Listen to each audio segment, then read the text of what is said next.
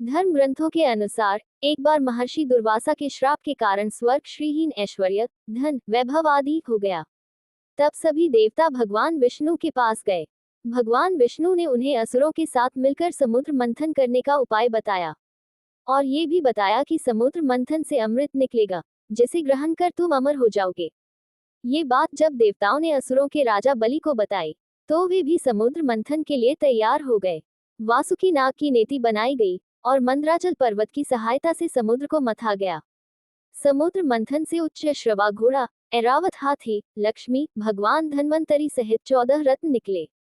सीधे सीधे किसी को अमृत परमात्मा नहीं मिलता। उसके लिए पहले मन को विकारों को दूर करना पड़ता है और अपनी इंद्रियों पर नियंत्रण करना पड़ता है। समुद्र मंथन में 14 नंबर पर अमृत निकला था। इस 14 अंक का अर्थ है ये है 5 कर्मेंद्रियां, 5 जनेंद्रियां तथा अन्य 4 है मन, बुद्धि, चित्त और अहंकार। इन सभी पर नियंत्रण करने के बाद में परमात्मा प्राप्त होते हैं। समुद्र मंथन में क्या क्या निकला? 1. कालकूट विष। समुद्र मंथन में से सबसे पहले कालकूट विष निकला, जिसे भगवान शिव ने ग्रहण कर लिया। इससे तात्पर्य है कि अमृत परमात्मा इस इंसान के मन में स्थित है। अगर हमें अमृत की इच्छा है तो सबसे पहले हमें अपने मन को मथना पड़ेगा। जब हम अपने मन को मथेंगे तो सबसे पहले बुरे विचार ही बाहर निकलेंगे। यही बुरे विचार विष है। हमें इन बुरे विचारों को परमात्मा को समर्पित कर देना चाहिए और इनसे मुक्त हो जाना चाहिए। 2. कामधेनु। समुद्र मंथन में दूसरे क्रम में निकली कामधेनु। वह अग्निहोत्र यज्ञ की सामग्री उत्पन्न करने वाली थी, इसलिए ब्रह्मादि ऋषियों ने उसे ग्रहण कर लिया। कामधेनु प्रतीक है मन की निर्मलता की, क्योंकि विष निकल जाने के बाद मन निर्मल हो जाता है। ऐसी स्थिति में ईश्वर तक पहुंचना और भी आसान हो जाता है। 3. उच्चश्रवा घोड़ा। समुद्र मंथन के दौरान तीसरे नंबर पर उच्चश्रवा घोड़ा निकला। इसका रंग सफेद था। इसे असुरों के राजा बलि ने अपने पास रख लिया। लाइफ मैनेजमेंट की दृष्टि से देखें तो उच्चश्रवा घोड़ा मन की गति का प्रतीक है। मन की गति ही सबसे अधिक मानी गई है। यदि आपको अमृत परमात्मा चाहिए तो अपने मन की गति पर विराम लगाना होगा, तभी परमात्मा से मिलन संभव है। 4. ऐरावत हाथी। समुद्र मंथन में चौथे नंबर पर ऐरावत हाथी निकला। उसके 4 बड़े बड़े दांत थे। उनकी चमक कैलाश पर्वत से भी अधिक थी। ऐरावत हाथी को देवराज इंद्र ने रख लिया। ऐरावत हाथी प्रतीक है बुद्धि का और उसके 4 दांत लोभ, मोह, वासना और क्रोध का। चमकदार, शुद्ध व निर्मल बुद्धि से ही हमें इन विकारों पर काबू रख सकते हैं। 5. कौस्तुभ मणि। समुद्र मंथन में 5वें क्रम पर निकली कौस्तुभ मणि, जिसे भगवान विष्णु ने अपने हृदय पर धारण कर लिया। कौस्तुभ मणि प्रतीक है भक्ति का। जब आपके मन से सारे विकार निकल जाएंगे, तब भक्ति ही शेष रह जाएगी। यही भक्ति ही भगवान ग्रहण करेंगे। 6. कल्पवृक्ष। समुद्र मंथन में छठे क्रम में निकला इच्छाएं पूरी करने वाला कल्पवृक्ष। इसे देवताओं ने स्वर्ग में स्थापित कर दिया। कल्पवृक्ष प्रतीक है आपकी इच्छाओं का।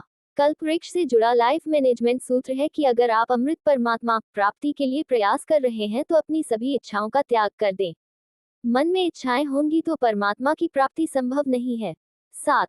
रंभा अप्सरा। समुद्र मंथन में 7वें क्रम में रंभा नामक अप्सरा निकली। वह सुंदर वस्त्र व आभूषण पहने हुई थी। उसकी चाल मन को लुभाने वाली थी। ये भी देवताओं के पास चली गई। अप्सरा प्रतीक है मन में छिपी वासना का।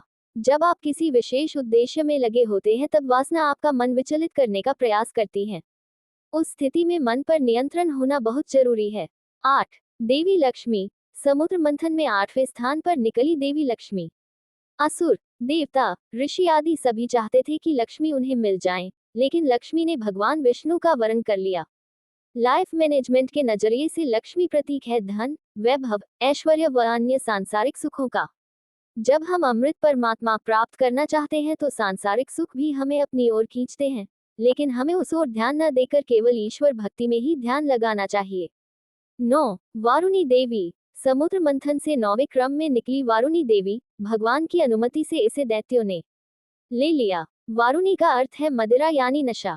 ये भी एक बुराई है। नशा कैसा भी हो शरीर और समाज के लिए बुरा ही होता है। परमात्मा को पाना है तो सबसे पहले नशा छोड़ना होगा, तभी परमात्मा से साक्षात्कार संभव है। 10. चंद्रमा।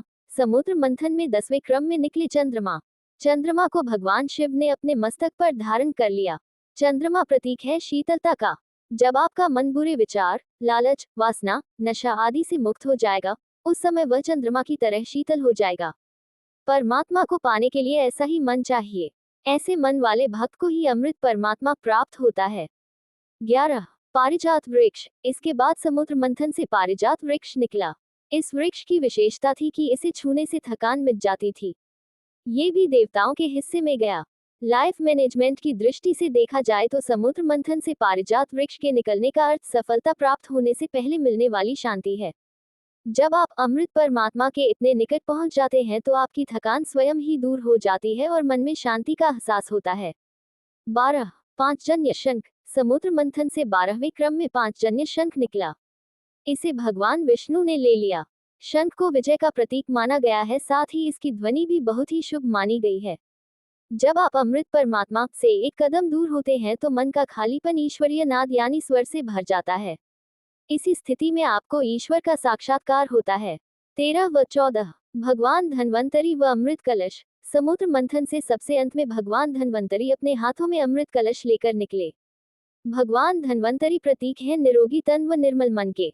जब आपका तन निरोगी और मन निर्मल होगा तभी इसके भीतर आपको परमात्मा की प्राप्ति होगी। समुद्र मंथन में 14 नंबर पर अमृत निकला। इस 14 अंक का अर्थ है ये है 5 कर्मेंद्रियां, 5 जननेंद्रियां तथा अन्य 4 है मन, बुद्धि, चित्त और अहंकार। इन सभी पर नियंत्रण करने के बाद में परमात्मा प्राप्त होते हैं।